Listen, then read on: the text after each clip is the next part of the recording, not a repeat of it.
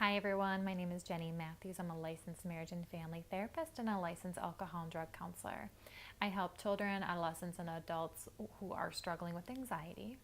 And this is going to be one of 5 videos around how to help your child move out of a worry cycle into being more independent and confident. So the first thing that I'm going to talk about in this video is learning to expect worry. A lot of the times parents and even their children have a goal in mind to get rid of anxiety. So we're going to reframe this a little bit because anxiety is something that we are actually born with. It is our survival mechanism. It is designed to protect us if something goes wrong, if something bad happens. And so really what it is, it's a signal in our brain that says, that we should either slow something down or we should move faster.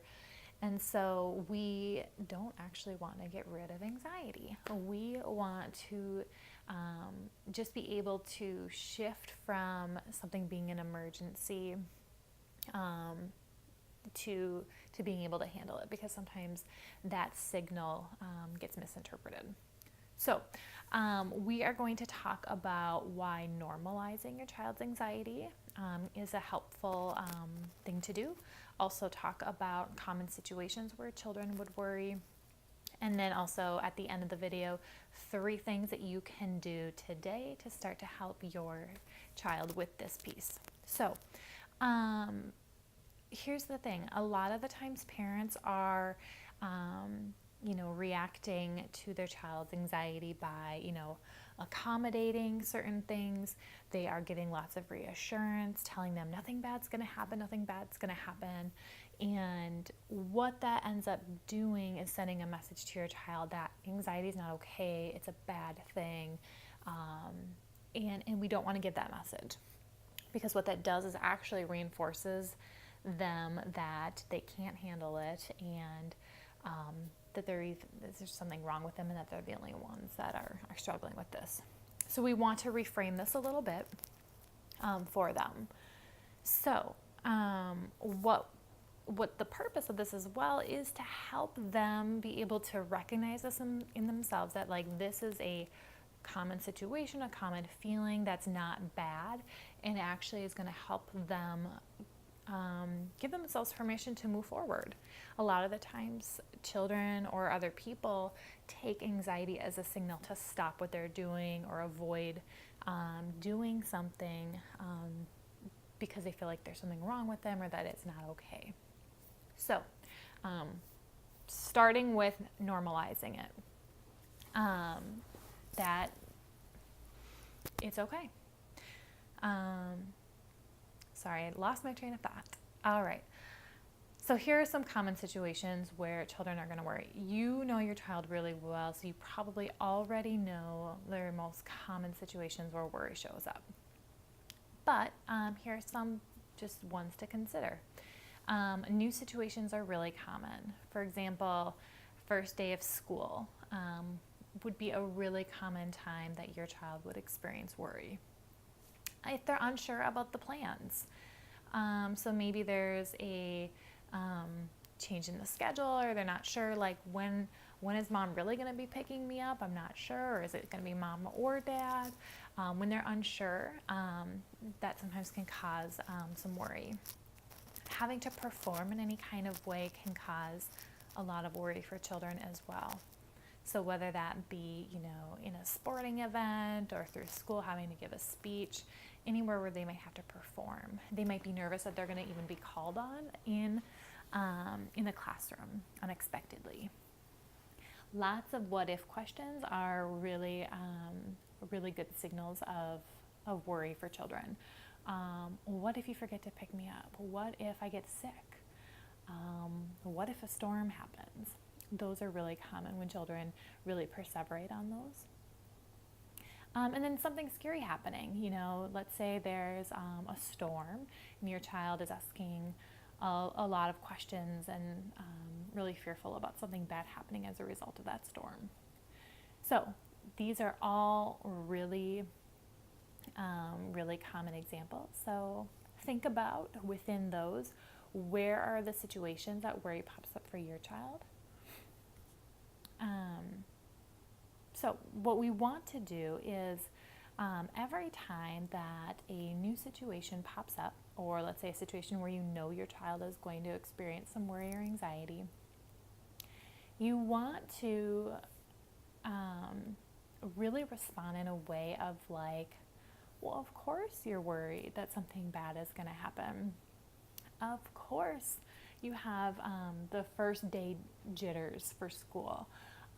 What that is doing is really, again, teaching that your child that this is normal to have uncertainty and discomfort, and what it does is allow them to continue to move forward. So the more that you can reinforce to them that, like, of course this is happening, rather than there's nothing to be worried about, don't freak out, nobody freak out, it's going to serve a lot better.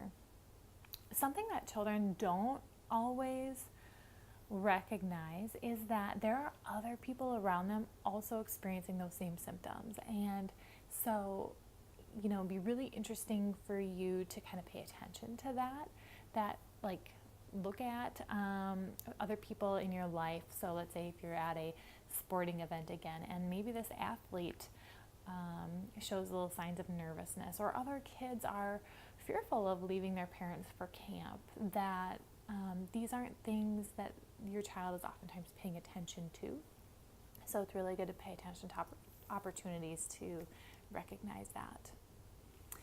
So some things that you can do as a parent to start to help your child with this today. A couple opportunities for you. Number one, at the dinner table, start to talk about how you notice these, everyday kind of normal jitters within yourself, to kind of make it part of that normal process in your conversation in your everyday life. For example, at the dinner table, you might say something like, yeah, today I really noticed, my hands were sweaty as I was meeting the new president of our company. I noticed I was a little bit shaky.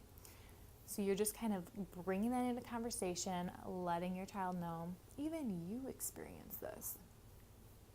As I kind of mentioned a few minutes ago, that when you're out in other situations and other people are experiencing kind of what you consider like normal signs of jitters, and they're still doing their activity successfully, it's a really good opportunity to mention that to your child. Hey, did you notice that as he was giving his presentation, his cheeks were a little bit flushed? Yeah, he was a little bit nervous, but he still did a really good job. That's a really important thing to point out to your child, that there are people who experience nervousness and they still go forward. Really powerful message to give your kid. The other one is a reflection for yourself about how you yourself are managing your own emotions when there's new situations. What kind of message are you giving your child when you have something big coming up? Let's say, for example, you're starting a new job. Are you saying like, I'm so nervous, I just can't handle this, why does this always happen, I can't seem to settle down? Are you giving that message that you yourself can't tolerate uncertainty and discomfort? Or maybe you're not saying anything at all. Maybe you're kind of just running all over the house and you're maybe yelling at everybody, or you're on edge, or you're really distant. That might also be sending a message that you're not coping well yourself. So think about that as well, of what kind of message you're giving to your own child, because maybe there's some work for you to do there as well. So that's kind of it for my video today. I wanted to kind of wrap up and say, again, kind of the most important thing that you can do to kind of take away from this is start taking these steps to introduce and normalize feelings of worry in everyday situations for your child, so that they are not perceiving worry as a bad thing. They're perceiving it as normal, and it can be uncomfortable, and you can still move forward and do the things you need to in your life. I really, really thank you for watching this video today. If you have any comments, questions, please feel free to drop them in the comment box below. and I'll be sure to answer them. Thank you so much, and stay tuned for some future videos on how to help with anxiety. Thanks, everyone.